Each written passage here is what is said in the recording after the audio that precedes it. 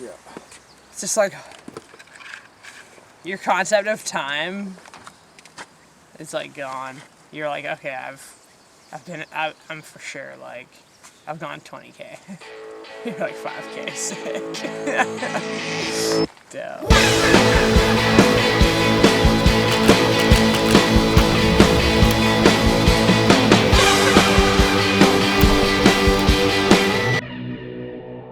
We're in Port Hardy in front of Fishwall. And we are getting ready to ride 360K from San Joseph Bay to Campbell River on, I'd say, probably like 95% gravel. I feel like every year I kind of ride a little bit further. And just lately I've been really sort of inspired by Leah Wilcox or Lachlan Morton or Sarah Sturm, like these people that really put themselves out there and do these things that almost seem to me impossible. You know, and I'm like, oh my God, that, like they rode for 24 hours, that's insane. Like I could never do that.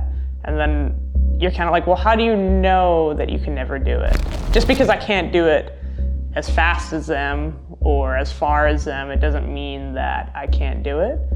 But you're never gonna know until you do it, until you try.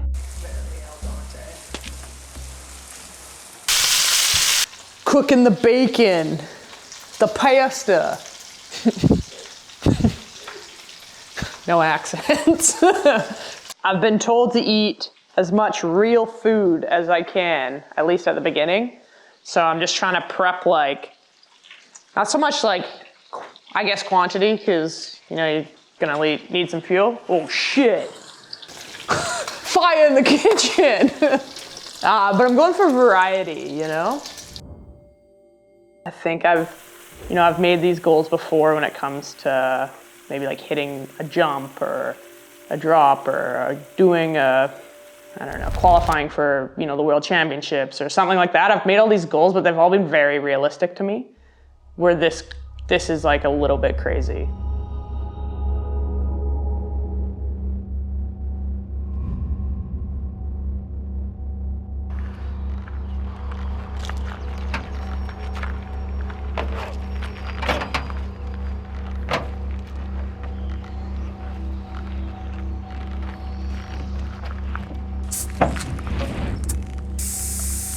Oh nice, you got the bear spray. Yeah. No. Well. Wow. We should probably start this. See you later. Yeah, nice work. I've never done anything more than, you know, I think my biggest ride's 195K. And it was from Baton Rouge to New Orleans, and it was mostly downhill, I think. And I cracked.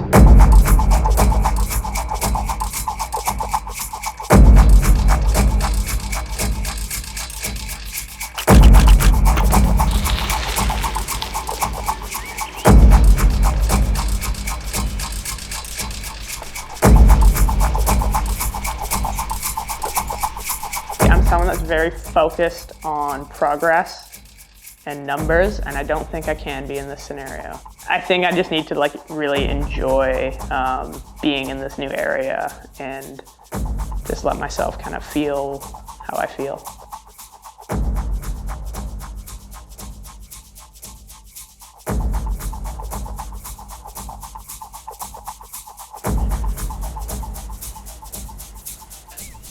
Good times out there.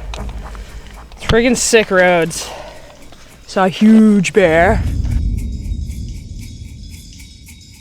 And actually around the 130 kilometer mark, I did this like kind of shit climb.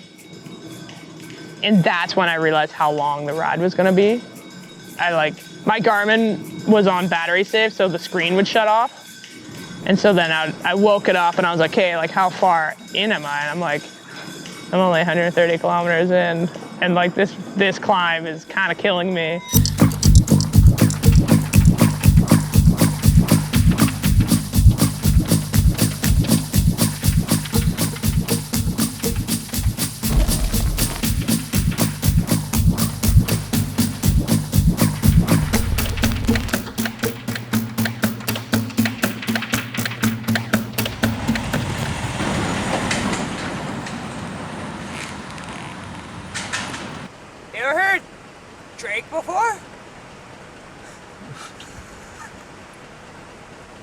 Almost in Was. I can't wait. Take a little break. Maybe take my shoes off.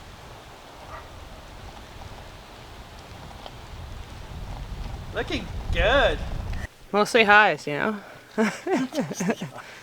Not many lows. My brain doesn't really work. I thought I was gonna have some like cool deep thoughts, but I'm just not thinking at all.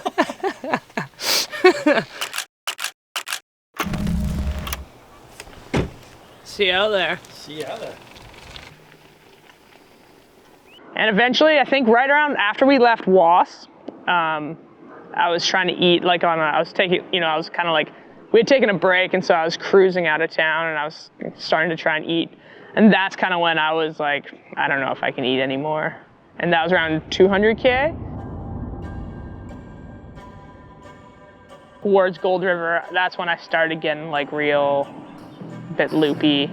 You know when you like, you think like a stump or something is a bear? That was kind of happening, but the animals would be like cartoons. And so yeah, I was like losing my mind a little bit. 80 milligrams, what am I supposed to do with that?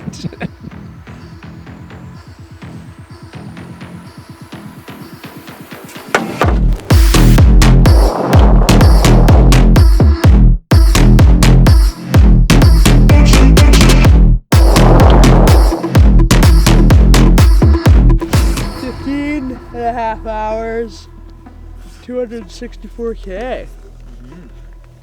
It's so slow on gravel too, you know? Like your average speed is like half of what it is on a road bike. Yeah. And there's like nothing you can do about it. Yeah. You know, like you can try way harder to go like a tiny bit faster. More dust.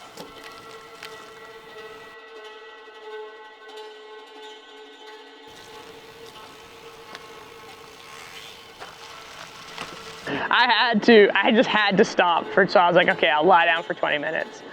So I lay down in the bed of my truck and put like my puffy jacket over my legs. I didn't sleep, but it felt really good to lie down. 15 or 20 minutes or something. And then it started to like rain lightly as I was lying there, and I was like, I just knew that I had to get up and go again. So it was kind of like, I was like, I want to just stay like this forever, but I just have to get up and go.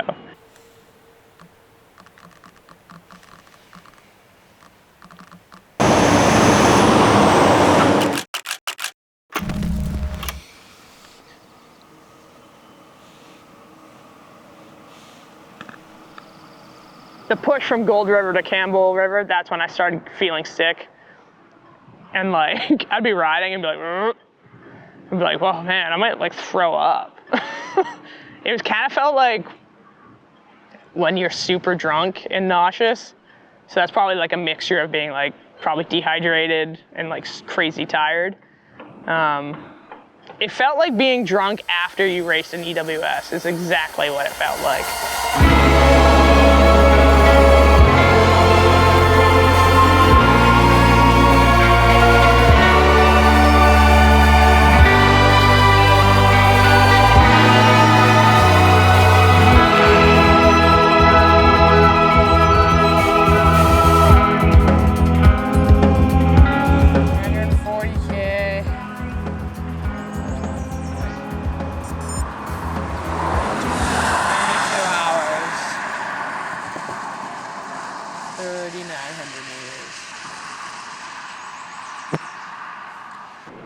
I'm super happy that I did it. And I feel like if you don't put yourself out there and do things like that, even if it's like, the last 60K was like, honestly, like it felt so bad.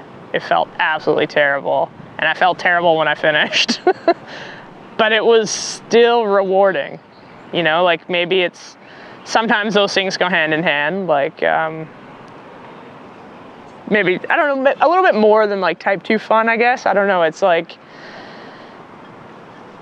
self-discovery, even though I didn't have any epiphanies or deep thoughts out there. it's just cool to know that what your body is capable of. And I'm even sort of excited to see how I recover from this. Yesterday my legs were like insanely swollen, which was weird, and they were like falling asleep. And I was like, oh no, I've really done it to myself. But then, this morning I feel okay. I'm definitely tired, I can feel it in me, but I think it's really cool to, I don't know, see what you're made of or what you can do. And while like this ride was purely for that purpose, and it would be like hard to convince me to do something like it again, I think I would be more comfortable choosing bigger challenges for myself.